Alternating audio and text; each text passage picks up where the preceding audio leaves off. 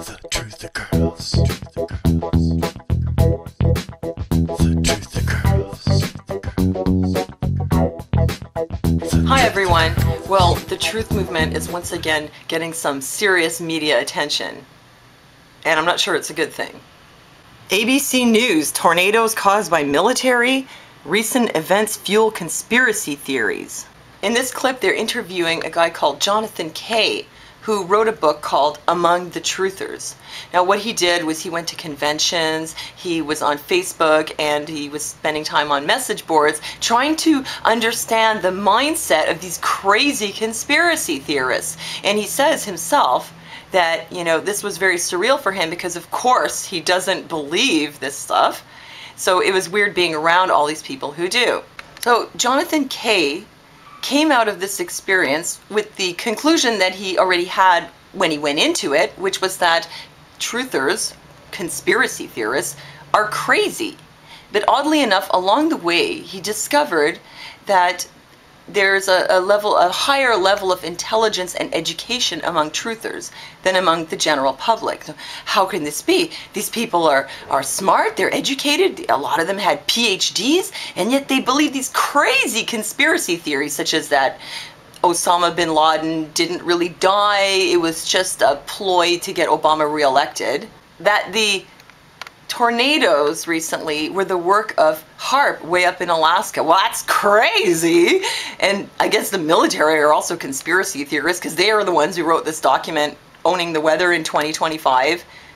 Jonathan Kay spent a lot of time researching, but was he really researching the topics, the substance, the quality of the information that the truthers or conspiracy theorists are discussing, or was he just researching kind of arriving with preconceived notions about the psychological profiles of the people discussing these topics? Because it looks to me like that was the purpose of this exercise.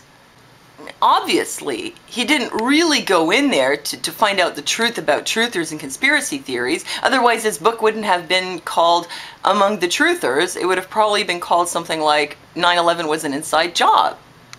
And he says himself that when he went to do this, people were suspicious of him because he's a mainstream media journalist and that they figured he wasn't going to give them a fair shake. And I guess he just proved them right, because in the end all he did was say what the mainstream media has been saying all along, which is that we're just crazy. But okay, I would like to give Jonathan Kay a fair shake. So I'm going to explore the options. How could he go into this, talk to people with PhDs and all that, and come out with the conclusion that they're so crazy? How is this possible? I mean, he refers to them as idiot-savants. He says, yeah, they're very smart, but their knowledge is limited to this one area of conspiracy theory. An idiot-savant is like a very non-PC term for a rare form of autism, where the person basically has very low functioning level when it comes to normal life skills, but has exceptional areas of gifts. It's not a very nice word, you know, idiot. They're not really idiots. They're just low functioning in one area and gifted in another. But he refers to these highly educated truthers as idiot savants. Like, for example, Richard Gage, who's really just an engineer and who's putting his expertise in engineering to work to explain why the World Trade Center demolition had to be a controlled one and not some accidental pancake collapse. See, he's an idiot. Also, for example, Dr.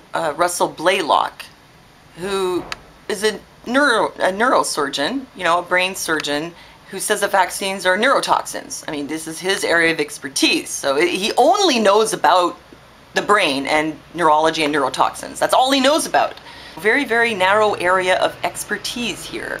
This is the problem that conspiracy theorists have.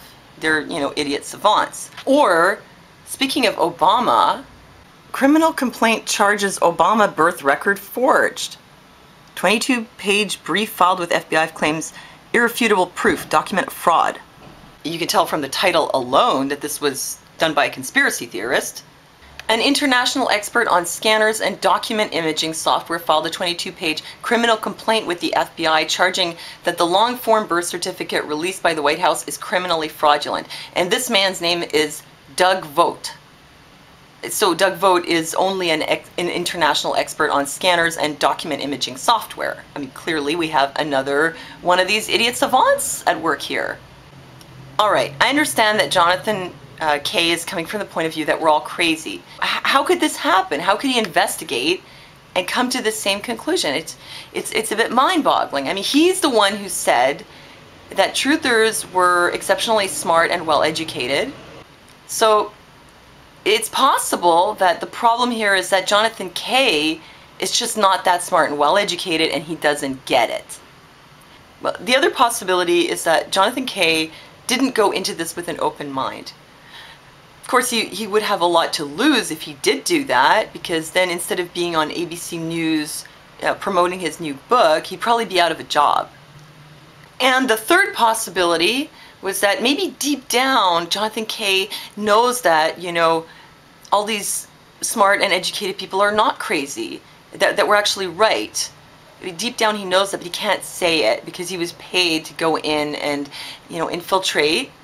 And that's what people, you know, thought when he first showed up. They were like, this guy's a shill. He's not going to give us a fair shake. And in the end, he really didn't. So it's possible that he was, you know, paid to go in and investigate this stuff. Or maybe told, you know, why don't you write a book about this, and then we'll see to it that the book does well. But of course you have to come to the right conclusions, which is that these people are all crazy, which is what we already know. So I have to say that I feel kind of bad for Jonathan K, because basically he's kind of serving the devil, because he wrote this book and all it's doing is, you know, perpetuating the lies of the mainstream media and the government. So he's really not part of the solution. He's part of the problem. And, you know, he's going to make some money with this book, but was it really worth selling your soul for it? Anyway, well, thanks for listening to me, and I'll see you next time. Lots of people use the net and read about crazy stuff, you bet. But the corporate media will sort it all out for ya. Too much information's about